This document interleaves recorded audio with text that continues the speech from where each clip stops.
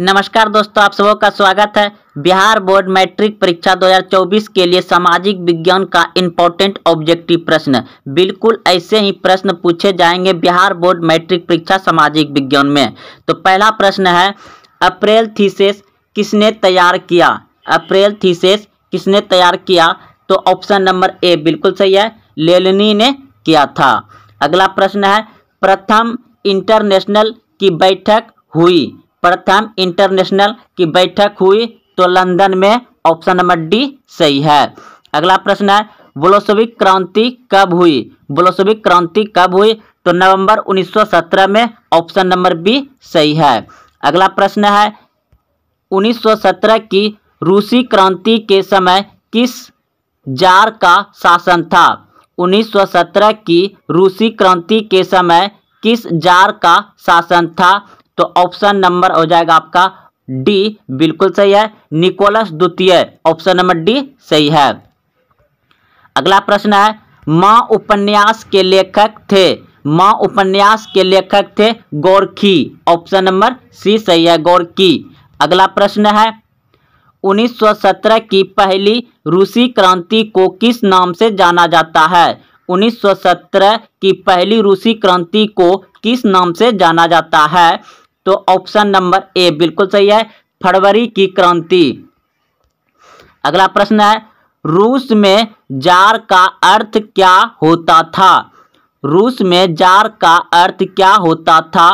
तो option number हो जाएगा डी बिल्कुल सही है, रूस का सम्राट, ऑप्शन नंबर डी सही है। 1917 की पहली रूसी क्रांति को किस नाम से जाना जाता है? तो ये प्रश्न हो गया था फरवरी की क्रांति। अगला प्रश्न है, 1917 की रूसी क्रांति का तत्कालीन कारण क्या था? 1917 की रूसी क्रांति का तत्कालीन कारण क्या था? तो ऑप्शन नंबर डी बिल्कुल सही है, ऑप्शन नंबर डी सही है, प्रथम विश्व युद्ध में रूस की पराजय यानी हार, प्रथम विश्व युद्ध में हार रूस की। अगला प्रश्न है, लेनिन ने ब्रेस्ट लिटोवेक्स की संधि 1918 किस राष्ट्र के साथ की? ऑप्शन नंबर सी बिल्कुल सही है, जर्मनी। अगला प्रश्न है, वार एंड पीस किसकी रचना है? वार एंड पीस किसकी रचना है? तो ऑप्शन नंबर बी बिल्कुल सही है, टोल्स्टॉय का, ऑप्शन नंबर बी सही है। चेका क्या था? चेका क्या था? तो पुलिस दस्ता था, ऑप्शन नंबर बी सही है। अगला प्रश्न है, विश्व में साम्यवादी शासन की स्थापना सर्वप्रथम किस देश में हुई? विश्व में साम्यवादी शासन की स्थापना सर्वप्रथम किस देश में हुई? तो रूस में, ऑप्शन नंबर ए सही है। कार्ल मार्क्स का जन्म कहाँ हुआ था? कार्ल मार्क्स का जन्म कहाँ हुआ था? तो जर्मनी में, ऑप्शन नंबर बी सही है। अगला प्रश्न है, रूस में नई आर्थिक नीति एनईपी की शुरुआत किसने की? रूस में नई आर्थिक नीति एनईपी की शुरुआत किसने की?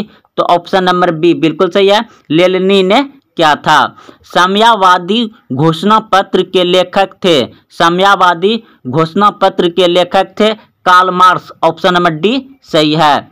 अगला प्रश्न है, लाल सेना का गठन किसने किया था? लाल सेना का गठन किसने किया था? तो ट्रोत्स्की ने किया था, ऑप्शन नंबर डी सही है।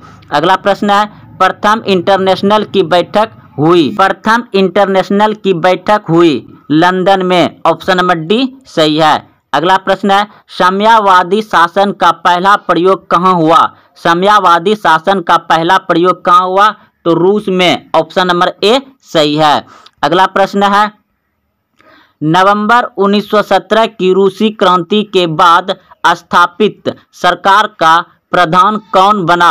तो ऑप्शन नंबर हो जाएगा इसका सी बिल्कुल सही है, लेनिन। रूस की बोल्शेविक क्रांति का नेतृत्व किसने किया? रूस की बोल्शेविक क्रांति का नेतृत्व किसने किया? तो ऑप्शन नंबर सी बिल्कुल सही है, लेनिन ने किया था रूस की बोल्शेविक क्रांति का नेतृत्व, लेनिन। अगला प्रश्न है, सेफ्टी लैम्प का आविष्कार किसने किया? सेफ्टी लैम्प का आविष्कार किसने किया? हेम्फ्री डेवी ने किया था। ऑप्शन नंबर डी सही है। अगला प्रश्न है, औद्योगिक क्रांति सर्वप्रथम किस देश में हुई? औद्योगिक क्रांति सर्वप्रथम किस देश में हुई? तो इंग्लैंड में। ऑप्शन नंबर ए सही है। अगला प्रश्न है, वैज्ञानिक समाजवाद का प्रतिपादन किसने किया था? वैज्ञानिक समाजवाद का प्रतिपादन किसने किया था? कार्ल मार्क्स ने। ऑप्शन नंबर सी सही है। अगला प्रश्न है, निम्नलिखित में कौन औद्योगिक क्रांति का कारण नहीं था? निम्नलिखित में कौन औद्योगिक क्रांति का कारण नहीं था? तो धर्म सुधार आंदोलन कारण नहीं था। अगला प्रश्न है, भारत में पहली जूट मिल कहाँ स्थापित किया गया था? भारत में पहली जूट मिल स्थापित कहाँ किया गया था? तो बंगाल में। ऑप्शन नंबर ए सही है। अगला प्रश्न है, जमशेदजी टाटा ने Tata iron and steel company की स्थापना कब की? जमशेदजी टाटा ने Tata iron and steel company की स्थापना कब की? तो 1907 में। ऑप्शन नंबर बी सही है, 1907 में किया था। अगला प्रश्न है, 1917 ईस्वी में भारत में पहली जूट मिल किस शहर में स्थापित हुई? 1917 ईस्वी में भारत में पहली जूट मिल किस शहर में स्थापित हुई?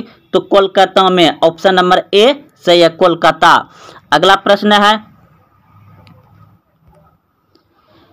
इनमें कौन राज्य चाय का प्रमुख उत्पादक राज्य है? इनमें कौन राज्य चाय का प्रमुख उत्पादक है? तो ऑप्शन नंबर सी बिल्कुल सही है, असम।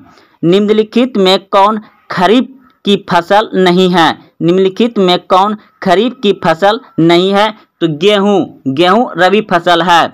अगला प्रश्न है, भारत में जूट क्षेत्र किसे कहा जाता है? भारत में जूट क्षेत्र किसे कहा जाता है? तो पश्चिम बंगाल को। ऑप्शन नंबर डी सही है। अगला प्रश्न है, रेशम कीड़ा पालना क्या कहलाता है? रेशम कीड़ा पालना क्या कहलाता है? सेरीकल्चर। ऑप्शन नंबर ए सही है। इनमें कौन सिल्क की किस्म नहीं है? इनमें कौन सिल्क की किस्म नहीं है? केसर। ऑप्शन नंबर सी सही है। केसर सिर्फ जम्मू कश्मीर में पाया जाता है।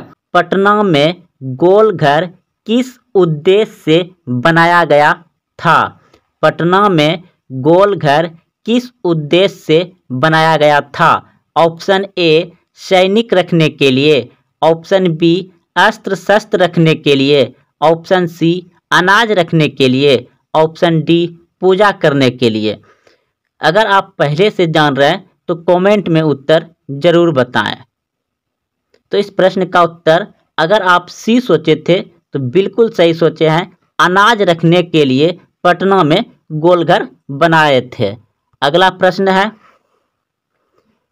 गोलघर का निर्माण कब हुआ? गोलघर का निर्माण कब हुआ? आपके सामने ऑप्शन है। अगर आप ऑप्शन सी सोच रहे थे बिल्कुल सही सोचे हैं, 1786 ईस्वी में पटना में गोलघर का निर्माण हुआ था, 1786 ईस्वी में। अगला प्रश्न है, गोलघर कहाँ है? तो पटना में है। ऑप्शन नंबर बी सही है। अगला प्रश्न है, सबसे बड़ा पशु मेला का आयोजन किया जाता है? सबसे बड़ा पशु मेला का आयोजन किया जाता है? ऑप्शन ए सोनपुर में, ऑप्शन बी हाजीपुर में, ऑप्शन सी बक्सर में, ऑप्शन डी भागलपुर में। तो बताइए सबसे बड़ा पशु का मेला कहाँ लगता है? तो दोस्तों ऑप्शन नंबर ए बिल्कुल सही है, सोनपुर में लगता है, जो कि विश्व का सबसे बड़ा पशुओं का मेला कहाँ लगता है? सोनपुर बिहार में। अगला प्रश्न है, निम्न में कौन सा जलप्रपात नवादा जिले में अवस्थित है? तो आपके सामने ऑप्शन है, तो इस प्रश्न का उत्तर हो जाएगा ऑप्शन नंबर ए बिल्कुल सही है। दोस्तों अगर आप नए आए हैं तो चैनल को सब्सक्राइब करें और अपने दोस्तों में शेयर करें। बिल्कुल ऐसे ही प्रश्न आपको हूबहू बिहार बोर्ड मैट्रिक परीक्षा सामाजिक विज्ञान में मिलेंगे। तो अगला प्रश्न है आपका,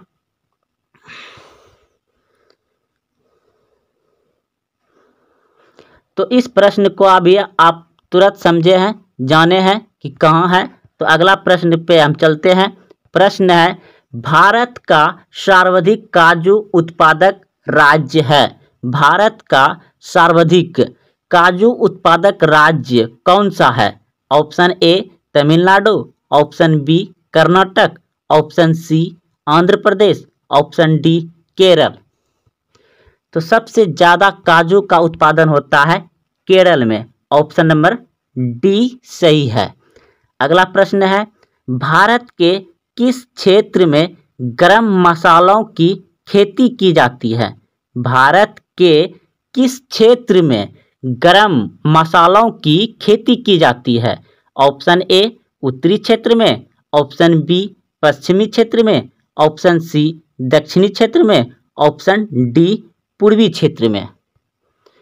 तो ऑप्शन सी बिल्कुल सही है, दक्षिणी क्षेत्र में गरम मसालों की खेती की जाती है। अगला प्रश्न है, भारत का नारियल प्रदेश किसे कहा जाता है? भारत का नारियल प्रदेश किसे कहा जाता है? तो ऑप्शन नंबर बी बिल्कुल सही है, केरल को कहा जाता है। अगला प्रश्न है, इनमें कौन सी फसल रेशेदार है? इनमें कौन सी फसल रेशेदार है?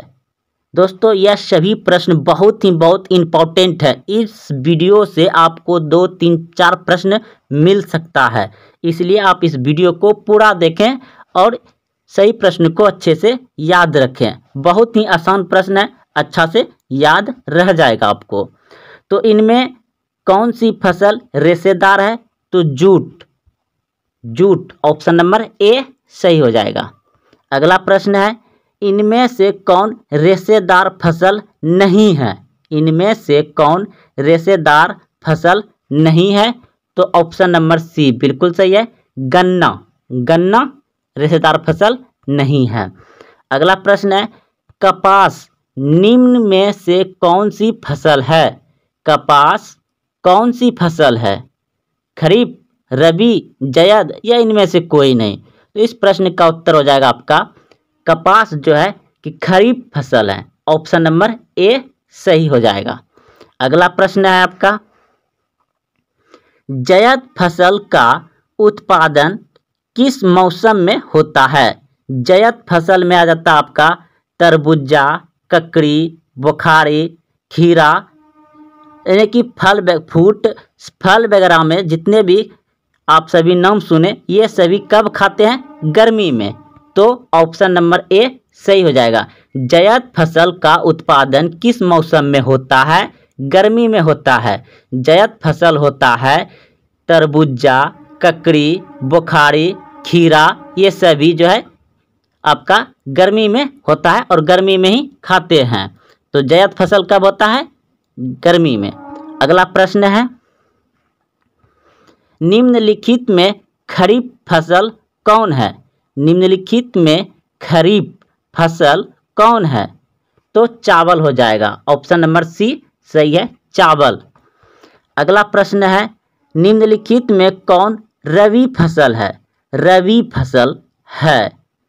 तो रबी मतलब रजाई के अंदर में जब आप रहते हैं तो उस समय कौन सा मौसम रहता है? ठंडी का। तो ठंडी में आपका चना, मसूर, यानी कि जितने भी दलहन होता है वह रबी में होता है, रबी फसल कहलाते हैं। क्योंकि ठंडी में कुआसा गिरता है और सभी छोटे छोटे पौधे होते हैं। चना का पौधा देखे होंगे आप, खेसारी का मतलब खेसारी का भी पौधा देखे होंगे। खेसारी जो लत होता है, मतलब दाल में बहुत सारा होता है ना, मटर हो गया, चना हो गया, कलाई हो गया, ये सभी आप लोग जानते होंगे।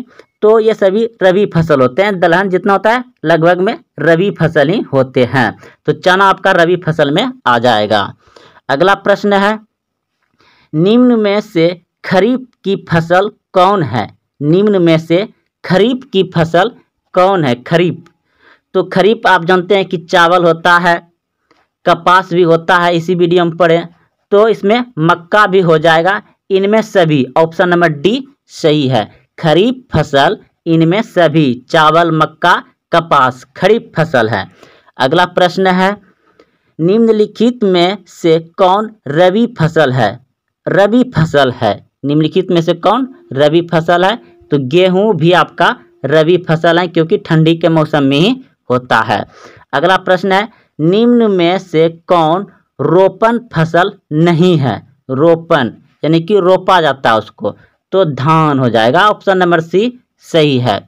अगला प्रश्न है, भारत की प्रमुख खाद्यान्न फसल है, यानी कि भारत में सबसे ज्यादा खाने वाला फसल है, तो क्या है? धान, यानी कि चावल को हम लोग ज्यादा खाते हैं, चावल, धान हो जाएगा। चावल है, चावल है, क्या है? खरीफ फसल है, ऑप्शन नंबर ए सही हो जाएगा, खरीफ फसल है। तो दोस्तों, अगर आप वीडियो को देखते हुए, प्रश्न को समझते हुए, प्रश्न का उत्तर याद रखते हुए यहाँ तक पहुँचे हैं, तो अपने दोस्तों में शेयर करें। और हाँ, अभी तक चैनल को सब्सक्राइब नहीं किया है तो चैनल को सब्सक्राइब कर लें। और हम यहाँ पर सभी विषय का बहुत व्याख्या के, यानी बहुत ही अच्छे से समझाने का आप सभी को प्रयास करते हैं, ताकि आप सभी बिहार बोर्ड में अधिक से अधिक नंबर लाएं और अपने परिवार में नाम अच्छा से रोशन करें। आपसे छोटा जो है वह भी आपके जैसा करना चाहे तो आप अच्छा से अच्छा काम करिए। धन्यवाद।